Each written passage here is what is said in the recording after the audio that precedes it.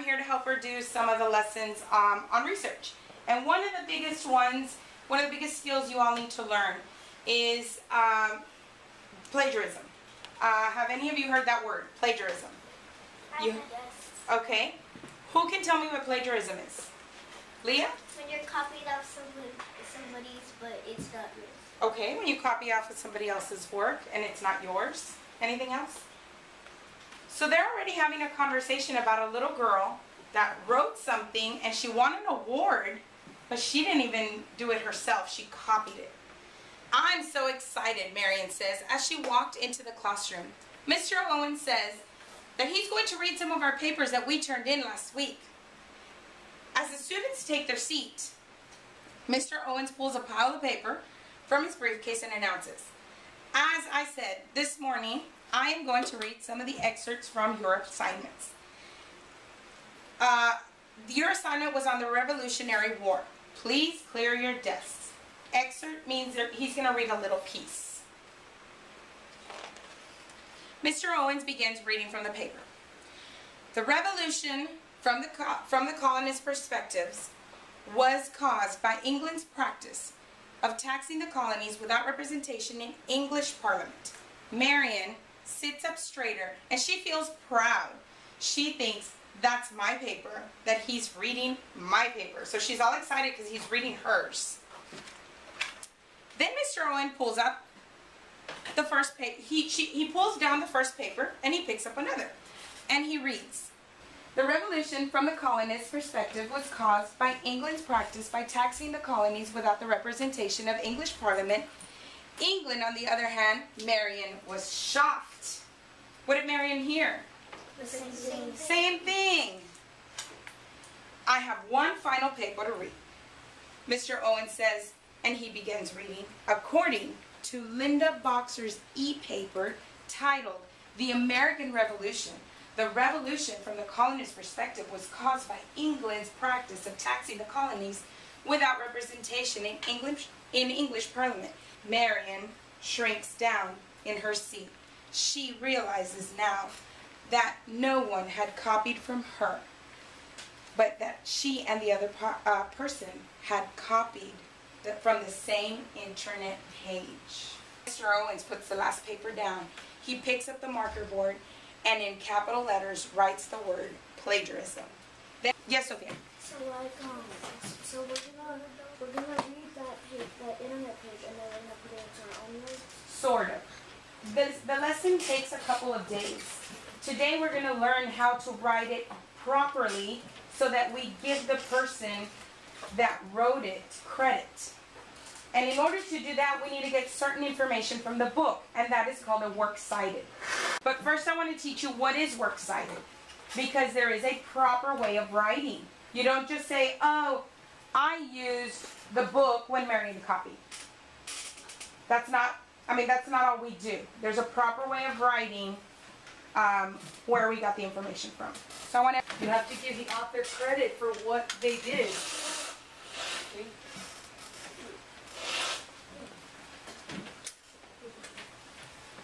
And don't forget, at the end of the year, what do we usually do? We research. Are you going to be doing research? Yes. Definitely. So is this going to be helping you? Yes. So as you can see, it says plagiarism. That is the magic word for today. And it says, what is plagiarism? Taking someone else's words, research or ideas, and passing them off as your own. You're using the words in a book, you're writing the exact same thing, and you're passing it off as your own. You're giving yourself the credit. The examples: copying word for word the entire paper or a large section of the text. Number 2, changing a few words of someone else's work, and then you present it as yourselves. It is acceptable to use someone else's work, but big letters, you must give them credit for it. How can I use someone else's ideas? Write down all of your sources. Your sources are going to be your books. They're going to be your online encyclopedia. It's going to be the internet page that you found. A magazine, those are your sources. A newspaper could be your source. Example, for works cited, you have the author, the title, the place of publication. Anybody know what a publication is? What is a publication, Sophia? Break down that word. Something that's published. Okay. So, and it says place, so it's the place where it was published. So like a The publisher and the copyright date. And there's a sample. So what we're going to do is I'm going to give you some books. And I'm going to give you a handout.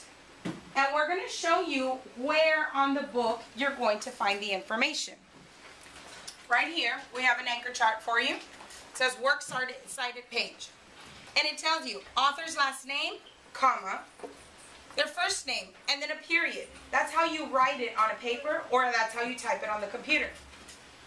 Then you have the title of the book, and it's underlined. The title of the book must be underlined all the time. Period. Place of publication. Colon is the two dots. It looks like one period on top of the other. Name of publisher, comma, publication date.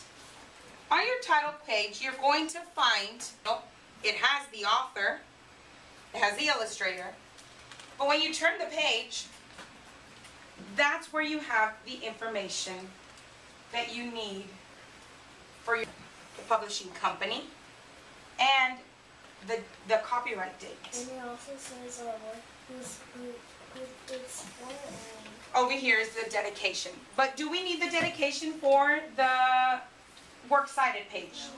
No. When we're going to be looking at, it says published by Upstart Books. So who was the publishing company? Upstart Books.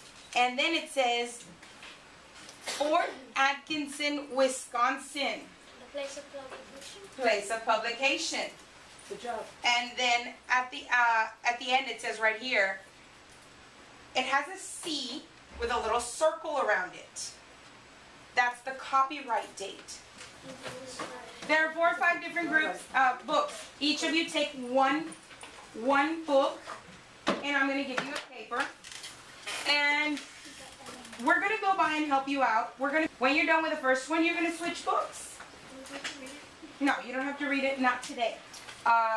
When you're finished, give it to the partner next to you, because on your paper you will have to do 3 books that you're going to cite your sources. Okay? So here's yours, and I'll pass out the papers right now. Do you think every book is going to have this information in there? No. No? Yes. Yes. Why? Who wrote it? But Who wrote the books? author. Authors. They're all going to have something. Now, again, books are not the only place we get information from. You can get them from the internet. There's different ways to cite those sources.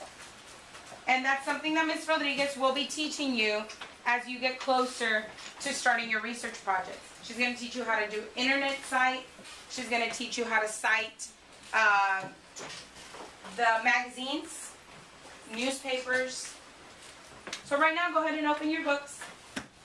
And what you want to do is you're looking for your title page. And it tells you on your paper. On your paper, it tells you who was your author. Write their last name first, and then you're going to put a comma, and then you're going to put their first name. Punctuation, capital letters. You can collaborate with your groups if you need it. Look at this. Do you write the title? Is it telling you to? It says title of the book. Yes. It's telling you to. Is it a part of your... We need to know what book it came from. That author could have written 10 books. Which book did it come from? So yes, you need to write the title. That's the whole title of the book, A Picture Book of George Washington. You have to read the title page? Yes. Good. It is part of the title, so I would say yes. Yes, because when we look up that book, if I look up Abraham Lincoln, I'm going to get a bunch of books that are titled Abraham Lincoln. It's just like when you go take an AIR test. All the books come out, right? Well, you gotta go look for the exact title. Capitalized. What's the publication? So we're looking for some kind of a city. And it says, all rights reserved, printed September. Right here. At. In your place of publication, you're usually looking for a city. We'll see here, it says right in the front, that is the publisher. That's the name of the publisher, Holiday House. But here, where it was actually published. When you have more than one source that you're citing, when you type them on the computer, you're going to put them in order by author's last name in alphabetical order.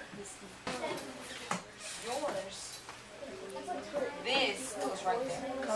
And then this place of publication. That's the author. That's the city. Okay, one thing very important, boys and girls. All of you have different books. You cannot look at your neighbor and say, oh, let me write what they wrote. Because you have different books. Okay, boys and girls, so can I have your attention very quickly? So you're going to continue with Miss Rodriguez. I have to go to the next class because I have to teach this now to the third graders. Okay? So, keep working on those, and then when you're done with them, you turn them into Miss Rodriguez. Okay, good morning, boys and girls. Good morning. I'm back because we are going to continue our lesson that we started last week on the plagiarism and the works cited. This time what we need to do is we actually need to put your works cited page onto the computer so that you know how it looks once it's nice and organized. Who can tell me what plagiarism was? It's when plagiarism is when you copy someone else's work. When you copy somebody else's work, Take credit. you're taking credit for that other person's work. Okay? Who remembers what is the work cited? What is the work cited? Who remembers what that is? The author's last name and first name. Okay, the author's last name, first name. What else is on the work cited? The title of the book, the place where it was published, Publisher. the company, The date. and what else? The date. The date it was published. All that information goes on a works cited. But the works cited means I am writing down all sources that I used. Okay? That's what your works cited page is. And what we're going to do today, and you're going to type all of the information you found, you're going to type it on the computer. And the format is going to be the same as the way you have it on your paper. So it's going to be very simple for you to just go from the paper to the computer. It tells you the commas, it has the colons, it has everything that you need. Now what you need to do is you need to remember that when we list all of our sources, what did I say last week? That when you list the sources, they have to be how? You remember that I said Ms. Garza comes first and then Ms. Rodriguez? In ABC order by the author's last name. Okay, so what we're going to start doing is I'm going to have group one, you have your papers, go ahead and go to the computers and you're going to start typing your works cited page. Okay, good.